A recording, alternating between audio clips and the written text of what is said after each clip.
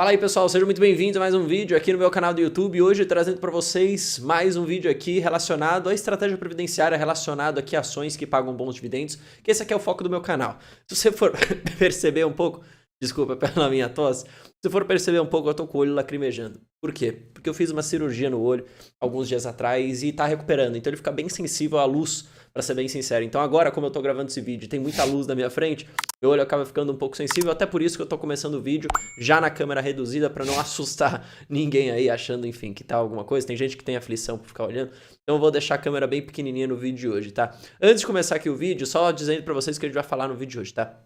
Vou mostrar para vocês aqui como que eu formaria uma carteira para iniciantes, ou seja, uma carteira de alguém que está começando a estratégia previdenciária, que não investiu ainda ou que está pensando em colocar a empresa na carteira e não sabe onde seguir um pouco esse direcionamento. Hoje eu quero trazer aqui uma montagem de carteira que eu acho interessante.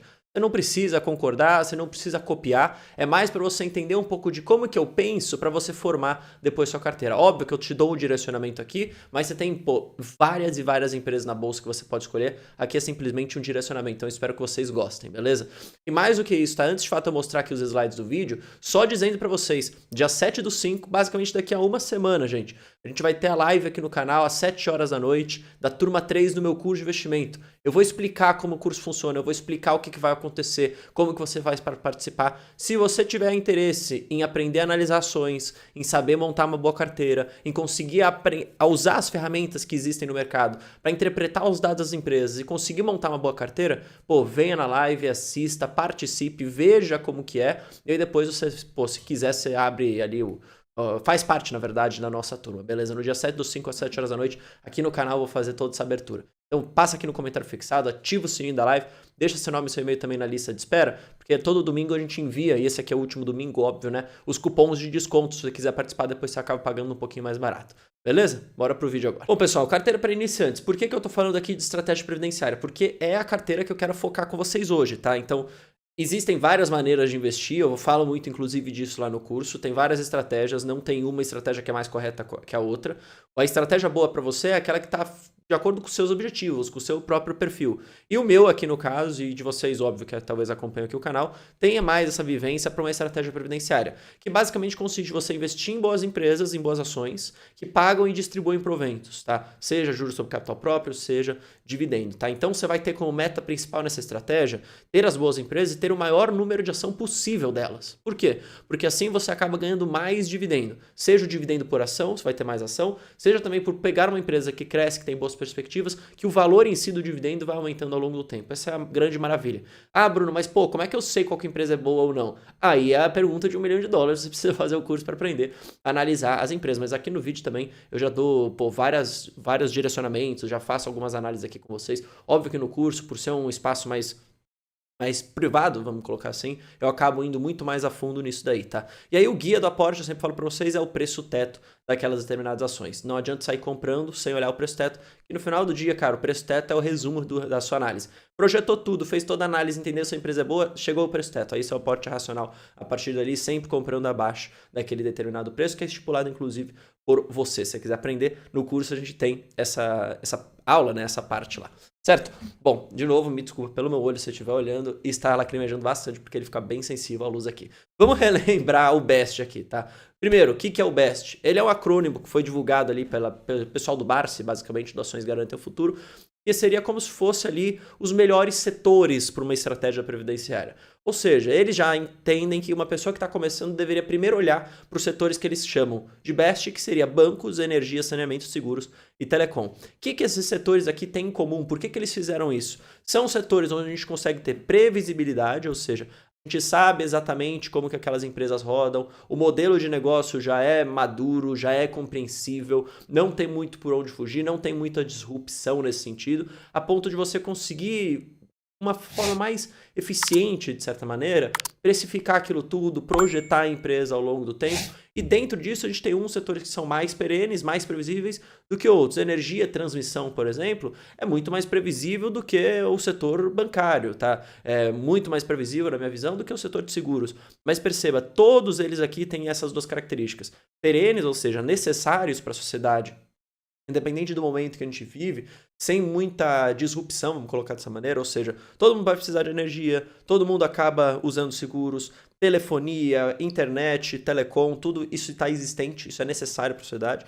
E outra, previsibilidade, como eu falei. No caso aqui de energia, você tem as concessões de longuíssimo prazo, você sabe quando vai gerar, especialmente ali em transmissão. Setor bancário, você sabe mais ou menos como que o banco vai se comportar numa crise, não numa crise, você sabe um pouco do modelo de negócio. É diferente você colocar uma empresa de tecnologia aqui, que simplesmente o modelo de negócio pode mudar de uma semana para outra, isso é totalmente um negócio novo. Então isso tudo é interessante para uma carteira de renda, tá? Uma carteira que você está começando. Agora, não são os únicos setores, tá? E eu coloco isso aqui muito claro para vocês. O setor BEST, o acrônimo, né, BEST, não é, pô, simplesmente a verdade absoluta e você só pode ter esse tipo de empresa, esse tipo de setor. Eu gosto de adicionar mais um, que seria commodities. Empresas ligadas a commodities. A gente tem várias, né? Tem petróleo, tem mineração, tem siderurgia, tem papel e celulose. Commodities em geral. Então eu chamaria de BEST, ou seja, é bancos, energia, saneamento, seguros, telecom e commodities. É um braço interessante para colocar assim na carteira, tá? E eu explico. Você até pode começar a se indagar agora. Pô, empresa ligada a commodity é cíclica. Isso é verdade, tá? Tanto que é verdade que o resultado da empresa vai ser melhor em ciclos de alta, justamente pelo preço da commodity estar mais alto, ou seja, a receita da companhia vai vir melhor, a gente vai ter mais geração de caixa, e o resultado é pior no ciclo de baixa, justamente por um preço menor, uma demanda também muito menor por aquilo, obviamente, por isso que o preço acaba caindo. Então você tem uma menor geração de caixa, você tem receitas menores. Isso é normal, já é dado do setor, tá? Não é uma novidade para ninguém que esse tipo de empresa será cíclica, tá? Então é comum a gente ver, inclusive, dividend yield, a depender do ciclo, mais alto ou mais baixo, tá? Normal, sem problema nenhum. A gente já viu isso acontecer, por exemplo, com Vale. A gente já viu isso acontecer, por exemplo, até com Petrobras. A gente já viu isso acontecer até com Gerdau, pô, se você for pegar. São empresas que sim, eu gosto, tirando aqui Petrobras, que eu nunca tive posição, mas já tive em Vale, tenho hoje em dia em Gerdau. Eu entendo que é cíclico, mas não tem problema, porque são boas oportunidades, são empresas maduras, são empresas que geram muito, muito caixa e conseguem distribuir proventos de forma saudável e sustentável, mesmo com essa variação. Agora, é claro, se você tiver 100% da sua concentração na sua carteira previdenciária em empresa de commodity, você pegar um ciclo de baixa, pô, não vai estar fazendo sentido, a sua renda passiva vai diminuir muito. Por isso que é interessante sempre você diversificar.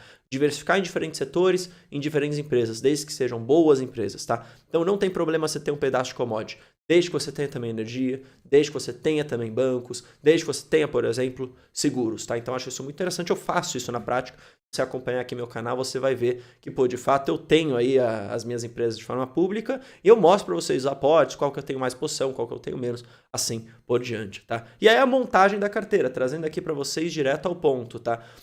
Eu gosto, assim, de pensar que o máximo de ações que você pode ter na sua carteira, para você conseguir acompanhar o resultado de cada uma delas, são 12. 12 no máximo. Pô, Bruno, mas e se eu quiser diversificar mais? Aí eu usaria ETFs a mais do que isso. Eu faço isso, tá?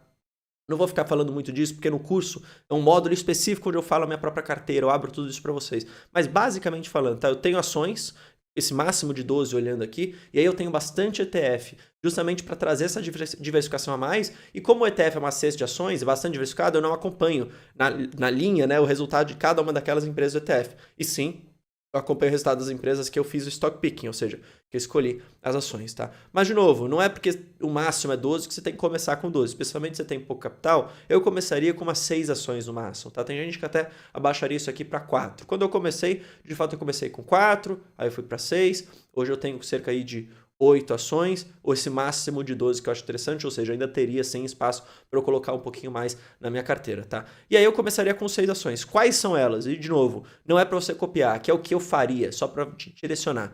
Eu escolheria bancos, tá? Dentro do setor BEST, com o Banco do Brasil, justamente por ser um banco que paga bastante dividendo, estava bastante atrativo durante muito tempo, ou seja, pagando um preço muito bom e tendo um yield on cost, especialmente da carteira, muito alto.